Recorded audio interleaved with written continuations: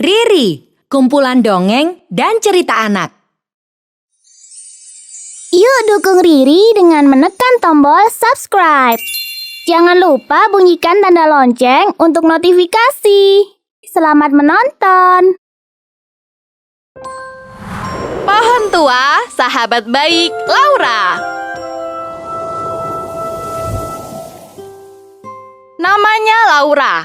Ia adalah gadis kecil yang tinggal di sebuah kota pelabuhan. Selepas kepergian kedua orang tuanya, ia harus tinggal bersama bibinya yang sangat galak. Bersihkan dengan benar. Aku tak ingin ada sedikit pun debu yang tertinggal. Iya, Bi. Salah satu pekerjaan yang harus dilakukan Laura setiap hari adalah mengambil air di sumur yang jaraknya cukup jauh dari rumah. Lebih baik aku beristirahat dulu. Karena jika sudah sampai di rumah, pasti harus melakukan pekerjaan baru lagi.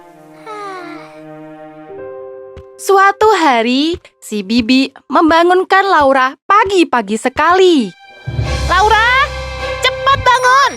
Bantu Bibi berbelanja sayur di pasar, memasak, membersihkan rumah, mencuci pakaian, dan mengambil air di sumur. Sekarang! Baik, Bi. Laura melakukan setiap pekerjaannya dengan hati-hati. Jika ia melakukan sedikit saja kesalahan, Bibi akan naik pitam dan membentak-bentak Laura tanpa ampun. Pakaian yang berwarna putih harus dipisah dengan pakaian yang lain. Jangan sampai tercampur seperti kemarin. Laura sudah bekerja selama berjam-jam. Perutnya pun mulai lapar karena ia belum makan sejak tadi pagi. Bi, bolehkah aku makan dulu sebelum mengambil air di sumur? Aku lapar sekali. Tidak, ambil air di sumur dulu, baru kamu boleh makan. Aku membutuhkan banyak air hari ini, jadi aku tidak ingin menunggu terlalu lama. Laura terpaksa mengambil air di sumur dengan perut yang kelaparan. Semakin siang, Laura sudah tak kuat berjalan. Ia pun memutuskan untuk singgah sebentar di bawah pohon tua seperti biasanya. Mengapa Bibi tega sekali padaku ya? Rasanya lelah sekali. Andai ayah dan ibu masih hidup, pasti aku tak harus bekerja keras seperti ini. Aku bisa bermain seperti anak-anak yang lain. Ya, Laura kerap beristirahat di bawah pohon tua itu sambil mengungkapkan perasaannya. Tak jarang juga ia bercerita sambil menitikkan air mata. Dan setiap Laura bercerita, pohon tua itu seakan memahami apa yang Laura rasakan. Terima kasih sudah mau mendengarkan ceritaku. Semakin hari, Laura semakin sering beristirahat di bawah pohon tua itu. Si pohon tua pun selalu menundukkan ranting dan daun-daunnya agar Laura terlindung dari sinar matahari yang terik. Kasihan sekali anak ini. Semoga kelak anak ini bisa menemukan kebahagiaan di hidupnya. Sementara itu, seorang raja bernama Tiago berencana membuat sebuah kapal besar. Ia pun menyampaikan pengumuman bagi para penduduk. Mulai besok, aku akan mengirim utusan untuk menebang semua pohon tua yang ada di kota ini. Karena aku hendak membuat kapal. Jika kalian bisa membantu mereka dalam menemukan pohon-pohon tua itu, kalian akan menerima upah dariku. Para penduduk sungguh bersemangat setelah mendengar pengumuman itu. Mereka bertekad untuk membantu utusan Raja Tiago. Namun, Laura justru merasa terpukul saat mendengar pengumuman Raja Tiago itu. Apakah itu artinya sahabatku akan ikut ditebang? Jika iya, aku benar-benar sudah tak punya teman lagi untuk bercerita. Laura pulang dengan penuh kesedihan. Rasanya ia ingin sekali melarang orang-orang untuk menebang si pohon tua. Tapi ia tak mungkin melakukannya. Beberapa hari kemudian, Laura hendak mengambil air ke sumur seperti biasanya. Saat melintasi pohon tua itu, ia melihat ada sebuah stempel kerajaan di batangnya. Oh tidak, ada cap kerajaan di pohon itu.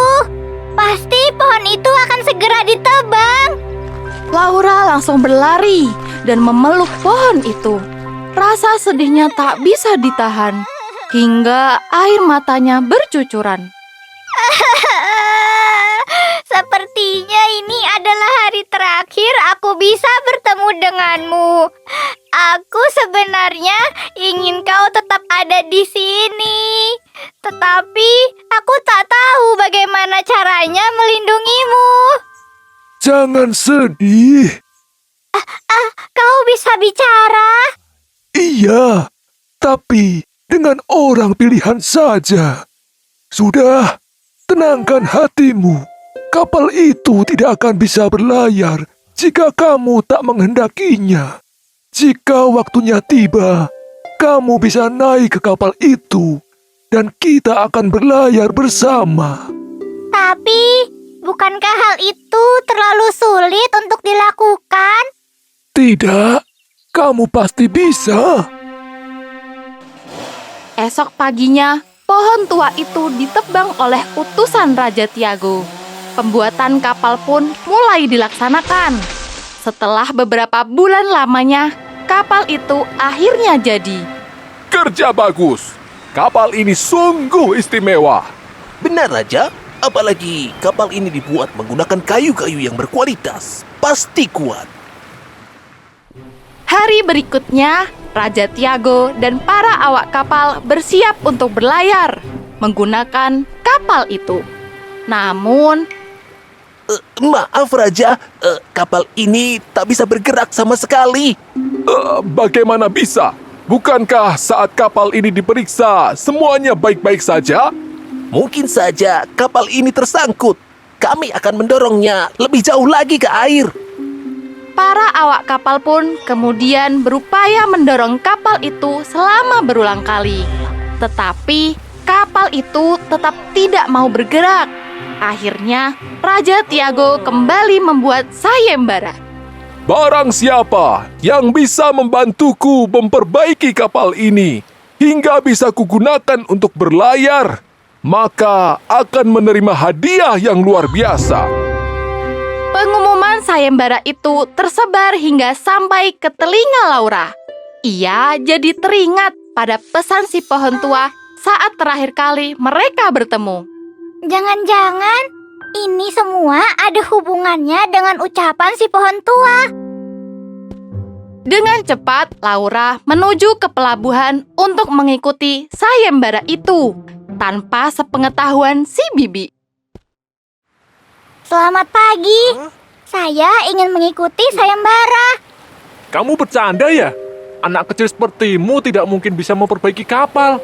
Orang dewasa saja gagal, apalagi kamu. Sudah, pergi dari sini. Tapi saya bisa melakukannya.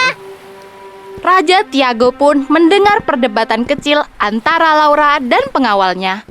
Benarkah kamu bisa membuat kapal ini bergerak lagi? Kamu sedang tidak bercanda, kan? Benar, Raja. Saya bisa. Baik, aku akan memberimu kesempatan. Cobalah perbaiki. Laura langsung naik ke kapal itu tanpa memeriksa mesin, kemudi, atau bagian-bagian lain dari kapal. Sahabatku, tolong bergeraklah. Kami ingin melihatmu berlayar ke lautan lepas. Para pengawal yang melihatnya pun menjadi kesal sendiri. Benar kan? Anak itu hanya ingin main-main. Namun, kapal itu tiba-tiba bergerak sedikit demi sedikit. Semua orang di sana pun heran, sekaligus kagum melihatnya. Bagaimana kamu bisa melakukannya? Salah satu Pohon tua yang digunakan untuk membuat kapal ini adalah sahabat saya, Raja. Saya selalu menumpang beristirahat sambil bercerita di bawah pohon itu. Kemudian Laura menceritakan kisah hidupnya pada Raja Tiago. Oh, hati Raja Tiago tersentuh setelah mendengar cerita Laura. Terima kasih ya. Sebagai hadiah, aku akan mengangkatmu sebagai anak. Kau bisa tinggal di istana. Pasti istriku senang sekali dengan kehadiranmu. Terima kasih, Raja. Saya berjanji akan selalu menjadi anak yang baik dan berbakti.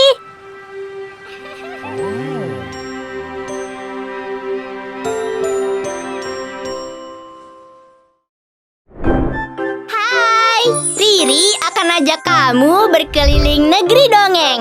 Di sini penuh dengan hal menarik. Ada cerita interaktif, cerita bergambar, cerita pendek, video animasi, dan aktivitas seru. Ini adalah cerita interaktif. Dengarkan ceritanya dan mainkan animasinya.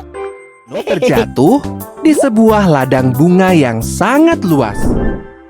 Kamu bisa baca ratusan dongeng, cerita rakyat, fabel lucu, hingga kisah misteri.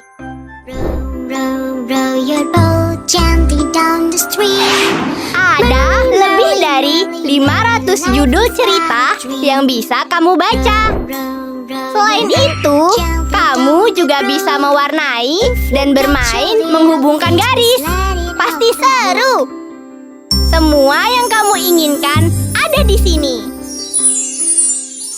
Yuk, download aplikasinya di Google Play Store atau App Store.